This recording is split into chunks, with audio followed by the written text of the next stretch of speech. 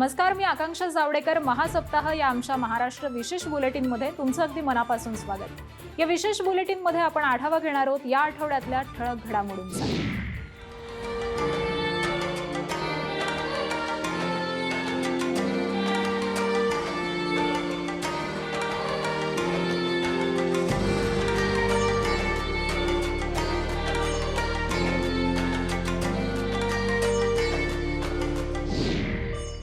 नागपूरच्या VNIT या राष्ट्रीय तंत्रज्ञान संस्थेच्या सभागृहामध्ये महाराष्ट्र ज्ञानसभेचं उद्घाटन मुख्यमंत्री देवेंद्र फडणवीसांच्या हस्ते पार पडलं.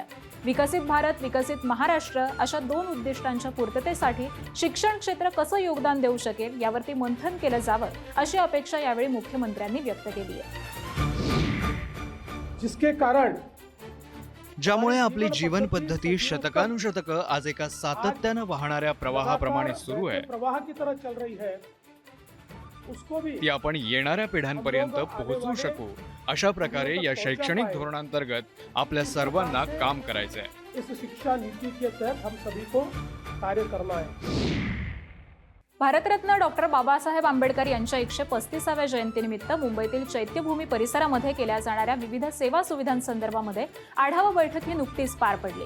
14 एप्रिल रोजी चैत्यभूमी इथं लाखो अनुयायी उपस्थित राहणार असल्यामुळे त्या पार्श्वभूमीवरती मंडप, पिण्याचं पाणी, वाहतूक नियोजन तसंच जादा बस सेवा उपलब्ध करून देण्याचे निर्देश मुख्यमंत्र्यांनी दिलेत. राज्यामध्ये घराघरात संविधान पोहोचवण्याचा उपक्रम सुरू करण्यात येणार असून 14 एप्रिलला चैत्यभूमी परिसरामध्ये डॉक्टर बाबासाहेब आंबेडकर यांच्या जीवनावरती आधारित ड्रोन शो देखील सादर केला जाणार असल्याची माहिती ही देखील त्यांनी दिली. या पुढची बातमी आहे सिंहस्थ कुंभमेळ्याबाबतची. अखिल भारतीय संत समितीची राष्ट्रीय बैठक नुकतीच पार पडली. या बैठकीसाठी मुख्यमंत्री देवेंद्र फडणवीस खास उपस्थित होते. आगामी सिंहस्थ कुंभमेळ्यासाठी राज्य सरकारनं आतापर्यंत 30,000 कोटी रुपयांची विकास कामं हाती घेतलेली असून एकूण 35,000 कोटींची कामं ही पूर्ण करण्यात येणार असल्याचं मुख्यमंत्री फडणवीसांनी सांगितलं. मागील कुंभमेळ्याच्या तुलनेमध्ये यावेळी 10 पट अधिक भाविक हे येण्याची शक्यता आहे आणि त्यानुसार सर्व आवश्यक सुविधा पुरवल्या जातील असा विश्वास देखील मुख्यमंत्र्यांनी व्यक्त केला आहे. हा कुंभ काही सरकारचा कुंभ नाही, हा आमचा कुंभ नाही, हा साधू संतांचा आणि आखाड्याचा कुंभ आहे. आमचं काम व्यवस्था करणं आहे, त्यामुळे आम्ही चांगल्या व्यवस्था करण्याचा प्रयत्न करू आणि संतांनी आम्हाला मार्गदर्शन करावं अशा प्रकारची विनंती मी त्यांना केली आहे. पुढची बातमी आहे NCMC सक्षम स्मार्ट कार्ड योजनेच्या लोकार्पणासंदर्भातली. महाराष्ट्र राज्य मार्ग परिवहन महामंडळाच्या वतीनं विविध सामाजिक घटकांसाठी प्रवास अधिक सुलभ आणि पारदर्शक तसंच डिजिटल करण्याच्या उद्देशानं सर्व ठिकाणी चालणाऱ्या रुपे ऑन द गो NCMC सक्षम स्मार्ट कार्ड योजनेचं मुख्यमंत्री देवेंद्र फडणवीस, उपमुख्यमंत्री एकनाथ शिंदे आणि उपमुख्यमंत्री सुनेत्रा पवार यांच्या हस्ते मंत्रालयामध्ये लोकार्पण करण्यात आलं. या उपक्रमाअंतर्गत विद्यार्थ्यांपासून ज्येष्ठ नागरिक, दिव्यांग, महिला तसंच विविध सवलतधारक प्रवाशांना आधार कार्डशी संलग्न NCMC स्मार्ट कार्ड हे वितरित करण्यात येणार आहे. ठाणे शहरामध्ये आयोजित 8व्या आंतरराष्ट्रीय बौद्ध धम्म परिषदेचं उद्घाटन उपमुख्यमंत्री एकनाथ शिंदेंच्या उपस्थितीत पार पडलं. या कार्यक्रमामध्ये उपमुख्यमंत्र्यांना बौद्ध रत्न पुरस्कारानं सन्मानित करण्यात आलं. देश विदेशातले भंते या परिषदेमध्ये सहभागी झाले होते. बौद्ध धम्माच्या विचारांचा प्रसार आणि सामाजिक एकतेचा संदेश देण्याच्या उद्देशानं या परिषदेचं आयोजन करण्यात आलंय.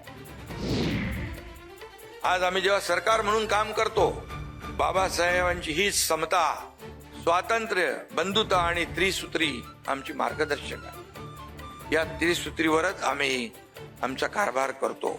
हाच विचारांचा वारसा महायुती सरकार जीवापाड जपत आहे. या पुढची बातमी आहे बारामतीमधून. उपमुख्यमंत्री सुनेत्रा पवार यांनी बारामती तालुक्यातील नुकसानग्रस्त शेतकऱ्यांशी संवाद साधत बाधित शेतांची प्रत्यक्ष पाहणी केली. राज्यातील विविध भागामध्ये झालेल्या अवकाळी पावसामुळे राज्यातील शेतकरी बांधवांच्या शेती पिकांचं मोठ्या प्रमाणावरती नुकसान झालेलं असून नुकसानग्रस्त शेतकऱ्यांना सहाय्य करण्याचं आश्वासन यावेळी त्यांनी दिलंय. माझं कर्तव्य आहे की माझ्या शेतकऱ्यांच्या बांधावर जाऊन त्यांना दिलासा देणं. इतका अचानक जी गारपीट झाली त्याने तर अगदीच फार नुकसान झालेलं आहे आणि मी सगळं बांधावर जाऊन बघितले प्रत्यक्ष नुकसान किती झाले ते त्यांनी त्यांच्या सगळ्या भावना माझ्याजवळ सांगितलेल्या आहेत. आणि या बातमीसह या बुलेटिनमध्ये वेळ झालेली इथेच थांबण्याची. ताज्या घडामोडींसाठी पाहत रहा ABP माझा.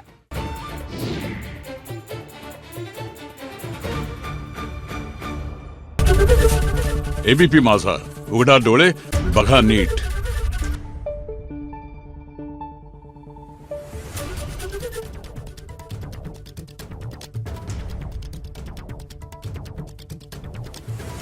आहे